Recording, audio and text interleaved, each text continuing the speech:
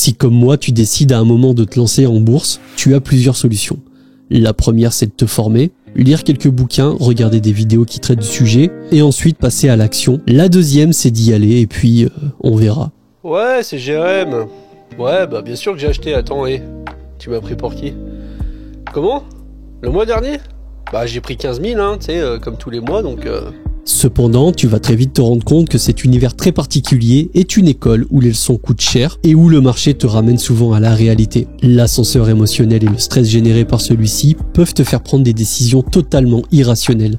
Mais pas de panique, j'ai mis en place cette série de vidéos pour te montrer le chemin. Salut les amis, bienvenue, on se retrouve sur la nouvelle vidéo du suivi de mon PEA, donc la vidéo de février 2023. Tu sais, j'ai mis en place cette série de vidéos depuis maintenant quelques temps, je dirais ça fait 4-5 mois, un truc comme ça, où eh bien, je me suis rendu compte que beaucoup de gens étaient intéressés par la bourse, mais tu sais qu'ils ne savaient pas spécialement comment s'y prendre, comment ça se passe concrètement. J'ai décidé ainsi de partager avec toi en toute transparence mon PEA, comment ça se passe, quelle stratégie je suis, bref, tout un ensemble de choses que j'explique et que je montre au travers de ces vidéos. Donc si tu viens d'arriver sur ma chaîne, bienvenue, je m'appelle Jérémy, j'ai 35 ans, je fais de l'investissement immobilier locatif et de l'investissement boursier depuis plusieurs années. Et tu vois, aujourd'hui, ça va bientôt faire 8 ans que j'ai ouvert mon PEA, parce que je l'ai ouvert en juillet 2015. J'ai connu, bon, j'ai pas forcément une grande carrière d'investisseur, mais j'ai quand même connu 2-3 choses, le Brexit, le Covid, etc.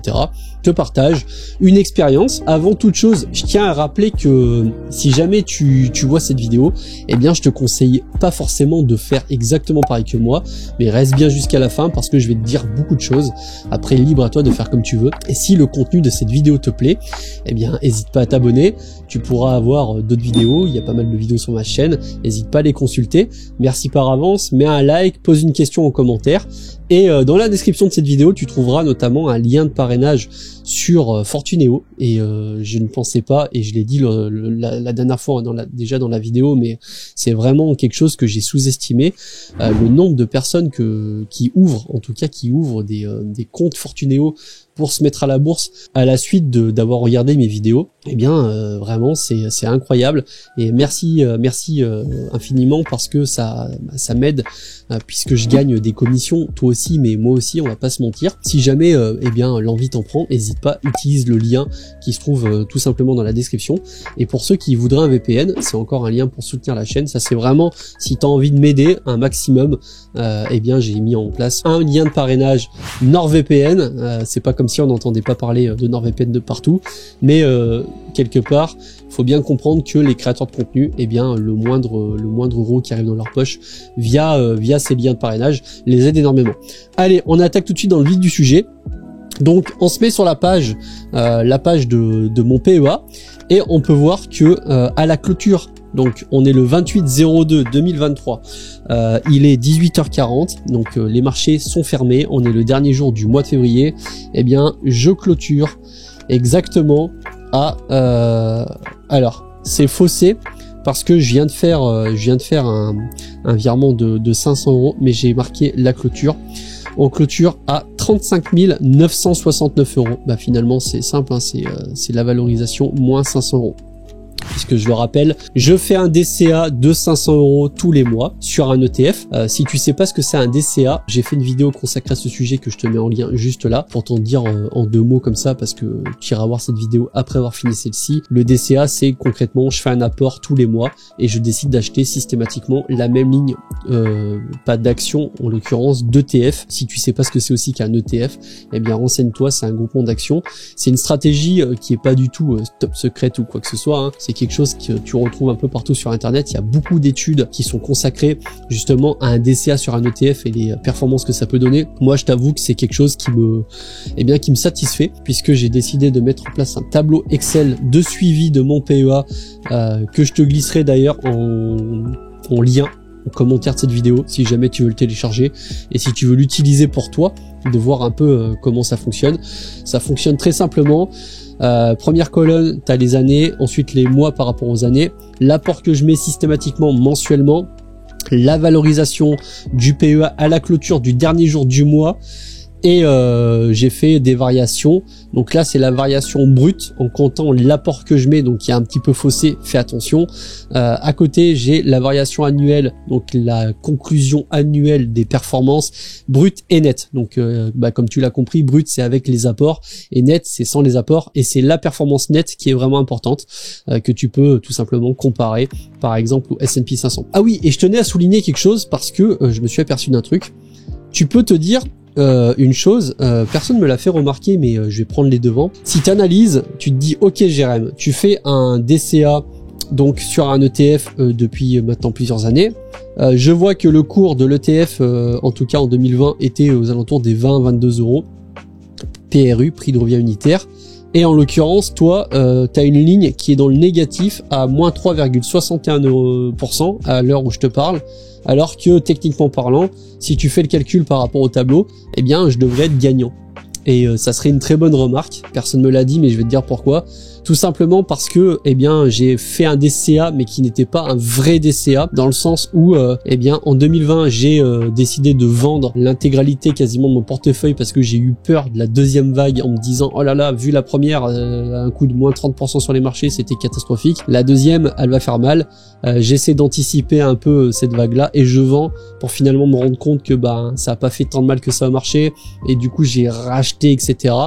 Et j'ai aussi vendu, par contre là j'étais en nette position positive, je sais plus de combien exactement, mais début 2022, tu sais, quand il y a eu les premiers éclatements des conflits en Ukraine avec la guerre Ukraine-Russie, et je me suis dit on sait pas trop jusqu'où en tout cas ça va pouvoir aller, est-ce que ça va passer dans un conflit mondial, etc. Donc vu que je savais pas trop, j'ai préféré sécuriser une bonne partie de ma plus-value latente, et du coup eh bien je suis re-rentré en DCA par la suite sur l'ETF, d'où le fait que j'ai un PRU à 31,472 € pour une quantité totale d'actions de 627, enfin d'actions d'ETF de 627 unités. Et donc, eh bien, si on regarde par rapport, par exemple, au mois précédent, en janvier, j'ai clôturé à 37 785 €, et là, je clôture à 35 969 €, sachant que j'ai fait un apport de 500 €, donc il y a quand même une baisse assez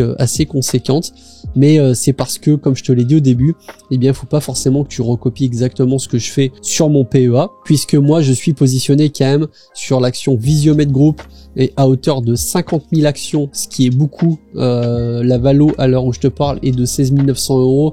C'est une société qui n'est même pas dans le CAC 40 et qui n'est même pas dans le SBF 120. C'est une société pharmaceutique. Globalement, je te la fais courte. Tu pourras aller regarder. J'ai fait une vidéo sur Visiomed, et il y a pas mal de vidéos qui sont consacrées à Visiomed sur Internet, notamment sur la chaîne de Yann Darwin, qui a fait une vidéo ultra détaillée sur cette action-là. C'est d'ailleurs une des vidéos qui a fait que je me suis positionné.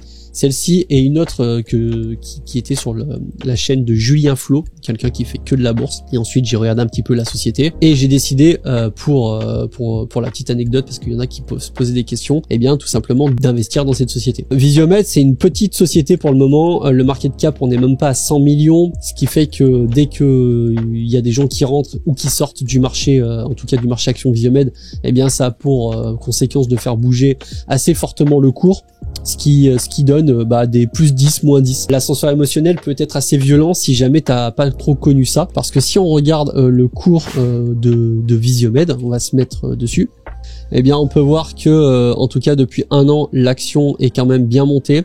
Moi je me suis positionné par ici, donc j'ai eu un petit peu de bol, je suis arrivé avant tout le monde, c'est-à-dire que quand tu prends l'action a fait 165% en l'espace de 3 mois, c'est absolument énorme en bourse.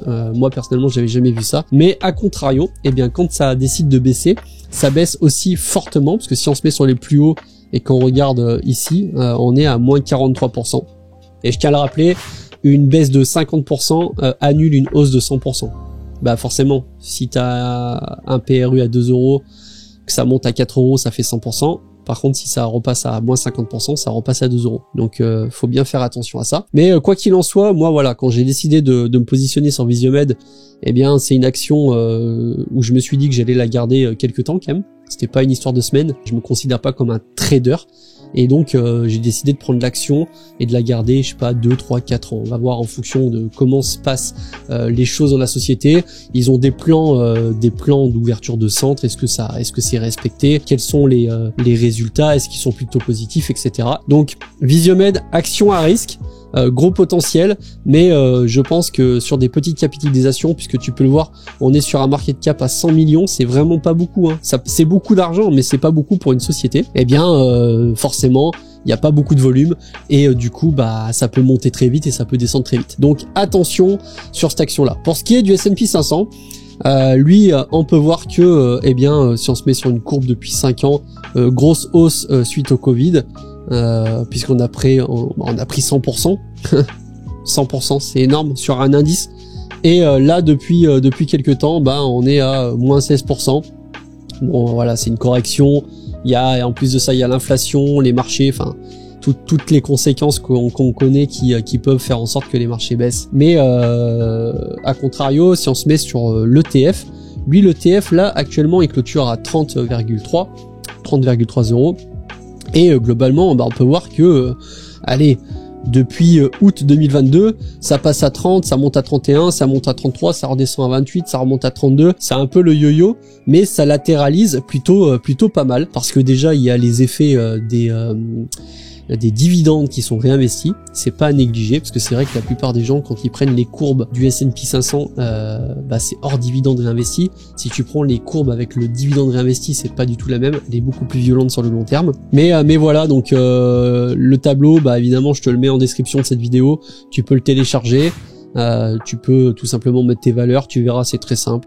Les années, les mois par année, le DCA, la variation capitalisation de ton PEA, et ensuite j'ai mis la variation mensuelle en brut et la variation annuelle en net et brut, donc avec et sans les apports.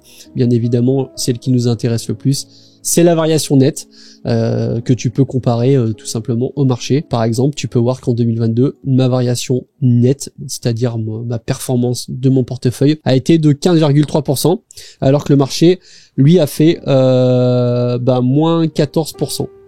Non, ça c'est l'ETF qui a fait moins 14%. Là, le marché, on peut regarder, il a fait moins 14,48%.